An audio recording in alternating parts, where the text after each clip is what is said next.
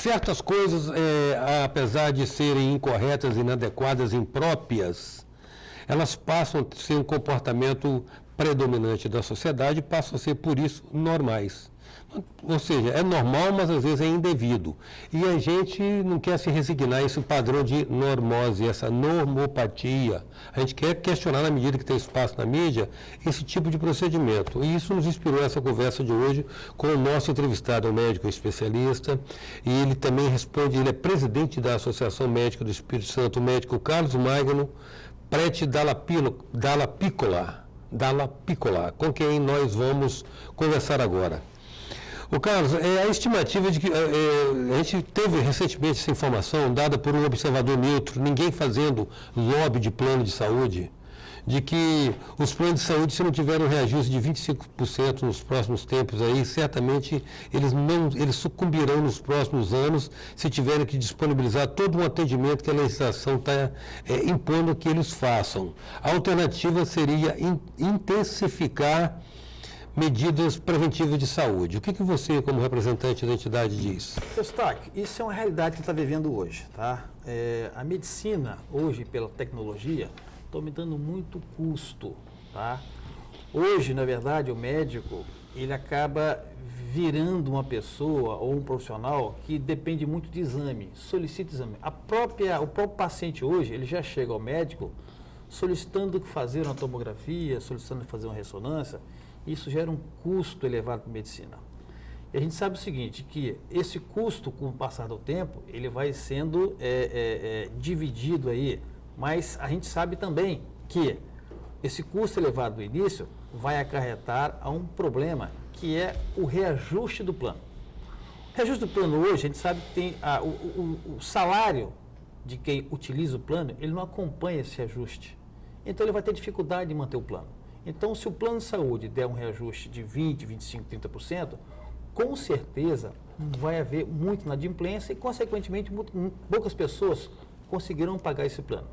Então, fica um dilema. Se eu dou um aumento substancial, pessoas não conseguem pagar o plano. Mas também não corrijo um plano com o mínimo, o plano fica um plano deficitário e tende, então, a acabar. Tá. Entrar em insolvência. Mas aí vamos o que falar então das propaladas medidas preventivas, algumas das quais já estão enraizadas, e agora eu quero ver com você, como médico e cientista, o que é lobby, o que é mito, o que é folclore ou não. Por exemplo, dizem que o açúcar, a ingestão de açúcar, o açúcar branco faz mal. Concordo. O excesso de ingesta da carne vermelha também potencializa, inclusive, cânceres estomacais. Né? Cigarro. É verdade que o cigarro faz todo esse mal? Faz. Notório já é. O excesso de álcool também. Alcoólica. Vou ficar só nesses exemplos aí, além dos agrotóxicos que infestam nossa mesa. Ou seja, a gente sabe onde o veneno está e ele corre solto. Por quê? Olha só. Nisso que você falou aí, dois importantes, cigarro e bebida. O que traz de imposto em cima desses produtos para o governo assim, é uma coisa extraordinária. Um cigarro, se você gasta R$1.000 num cigarro, praticamente 90% é imposto, 10% é que fica com a empresa para administrar todos os custos. Só que isso gera o álcool e o cigarro gera a longo prazo um grande problema para a população. São as doenças que advêm do uso tanto do álcool quanto do cigarro. E são doenças que geralmente levam a um procedimento crônico. As doenças pulmonares crônicas, as hepatites e as cirroses levam um custo exagerado depois no tratamento desse paciente. Aí tudo que você ganhou com o imposto aqui, você paga em dobro lá na frente. Outra coisa aí, que você comentou aí, o dia a dia nosso aqui, a gente cada vez mais tende a consumir produto industrializado, pela correria do dia a dia. Hoje, inclusive, está havendo uma reunião, acredito eu que no Ministério da Saúde, em relação a diminuir a quantidade de sal nos alimentos. Porque você começa a ingerir sal desde pequeno e aquilo dá um paladar bom, você fica viciado em sal. E aquilo você vai acabar sendo hipertenso, e hipertensão tem as suas consequências. O açúcar branco, esse açúcar nosso tradicional, esse açúcar também é um composto químico que a criança já, de início, se é induzida a consumir o açúcar, aquilo ali ao longo do tempo vai sendo eu digo assim, vai havendo uma intoxicação crescente. Ele fica dependente do açúcar, a gente sabe que o açúcar faz mal, a gente sabe que o sal faz mal, e para mudar isso, só mudança alimentar, prevenção. Para a saúde, de modo geral, e para os planos de saúde, o foco tem que ser prevenção. E prevenção, às vezes, é feita dentro de casa com o nosso próprio filho. Mas, ou seja, para isso, inclusive, precisa haver informação, né, Carlos Magno? Precisa haver informação. Essa informação não está tão disponível, porque uma coisa é a informação na publicação especializada. Você não acha que as políticas públicas de saúde deveriam ser um pouco mais rigorosas nesse aspecto? Tinham que ser, efetivamente tinha que ser. Açúcar já é consumido industrialmente há muito tempo e ainda a gente não vê uma abordagem direta, isso a nível corporativo, a nível de Brasil, para que haja uma diminuição do consumo desse açúcar nosso aí. O cigarro já é público notório, a bebida alcoólica já é público notório, só que, ao mesmo tempo que você divulga muito, acaba não tendo nenhum tipo de ação para evitar o consumo. A pessoa continua consumindo e vai ter sua doença no futuro. E essa doença vai ter todo aquele investimento que arrecadou aqui, você vai ter um custo no futuro em dobro. Então é uma coisa assim, incompreensível. Você estimula para ganhar o dinheiro aqui e na frente você paga em dobro e não vai compensar, que você vai perder uma vida, vai onerar muito o serviço público e a solução não está aí, a solução está no início. Deve existir, como a população do Brasil dobrou praticamente 40 anos, você tem mais gente vivendo no mesmo espaço, né? Mesmo que a gente expanda as cidades, é o mesmo nucleamento urbano, comportando mais gente, precisando de mais esgoto, mais tratamento de lixo, de coleta de lixo, tratamento de água, né? Drenagem fluvial e tudo mais. Então, parece que existe uma regra que diz o seguinte: eu posso fazer o que eu quiser com o meu corpo desde que eu não te incomode nem te agrida. O que eu faço com o meu corpo é decisão minha. Por esse princípio, eu acho que devia liberar tudo para manter cigarro. Olha bem, quando você vê um cigarro matando as pessoas, em nome de quê? Em nome do direito, da liberdade individual do cara fazer o que ele quiser com o pulmão dele, desde que não afete o outro, né? Que ela implica, inclusive, no tabagismo passivo. Isso, né? Então, desde que o cara beba álcool, mas o álcool, inclusive, está associado, o álcool tem uma íntima conexão com violência. É difícil haver violência sem álcool ou álcool sem violência. No entanto, é liberado por causa da carga tributária. O álcool envolve o outro, a questão da autoridade. Então, sem brincadeira. Então, que se libere tudo desde que não incomode o outro, né? Porque essa discriminação algo hipócrita com relação até à droga. Né? Então, a reflexão que a gente está querendo produzir, porque a gente está querendo cobrar assim, das corporações, das entidades, que se manifestem a respeito de assuntos bem importantes para a sociedade. Um deles, por exemplo, essa questão de medicamento.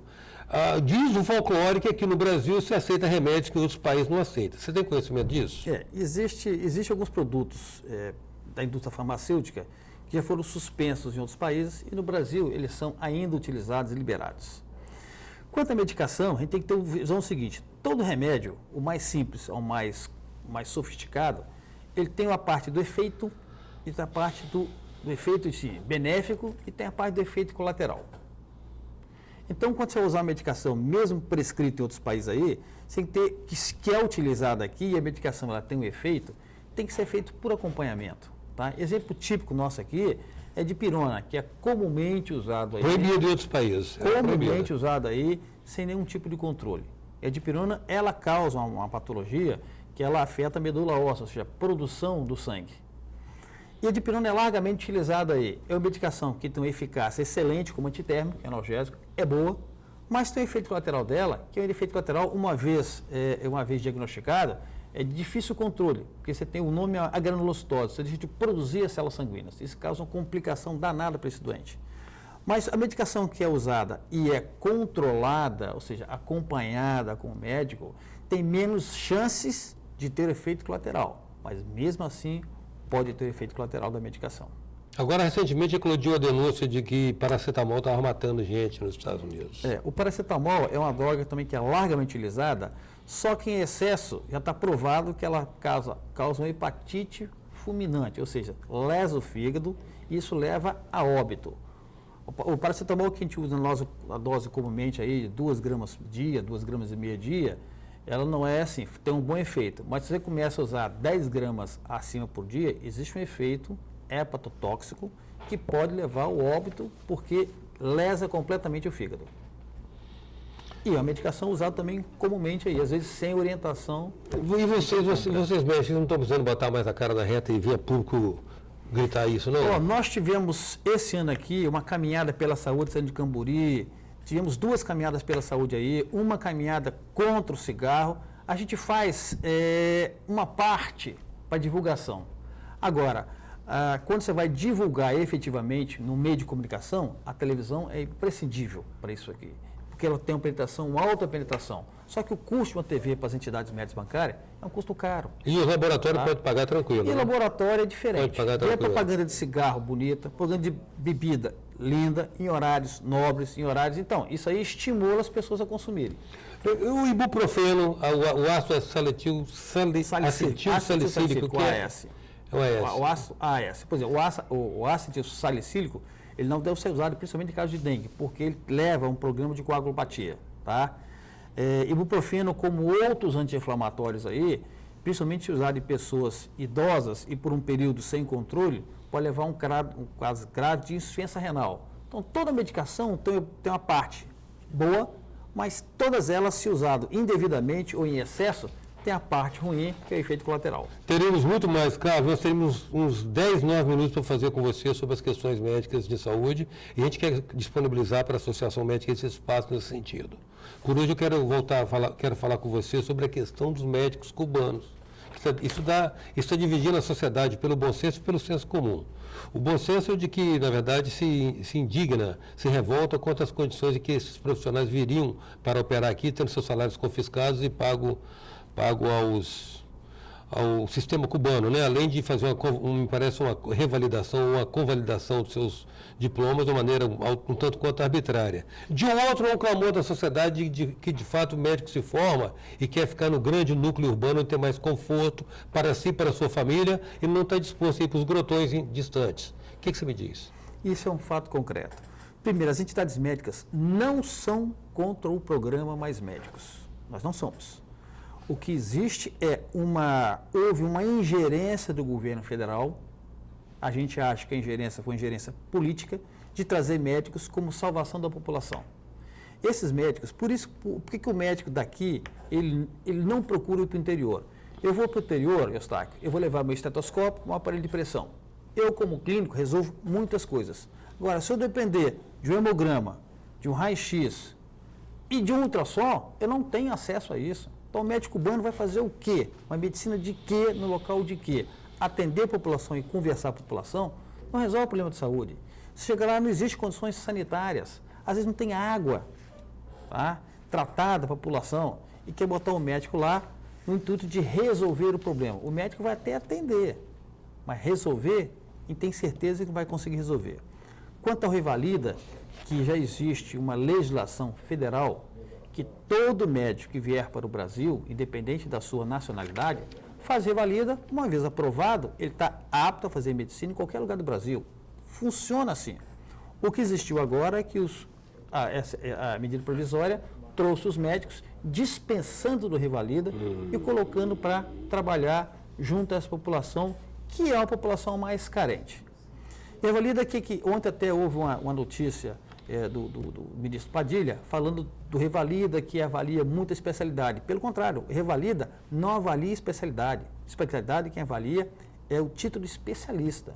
Revalida é área básica de saúde, conhecimentos gerais, para que o médico possa ter uma condição básica de tratar uma hipertensão, de acompanhar um diabetes, de diagnosticar um diabetes, uma infecção urinária e tratar. Ou seja, é ação básica de saúde. Revalida vê isso aí. Especialidade, você faz prova para título de especialista, que é uma coisa completamente diferente de Revalida. Doutor Carlos, sou muito grato à sua presença aqui no nosso 9 Minutos. Obrigado, Eustáquio. Estaremos aqui sempre convidados. Em 9 minutos, a gente contou com a presença do presidente da Associação Médica do Espírito Santo, Dr. Carlos Magno Prete Dalla Piccola. Até já. Sou passageiro do tempo, tentando entender erro e acertos caminhos, aprender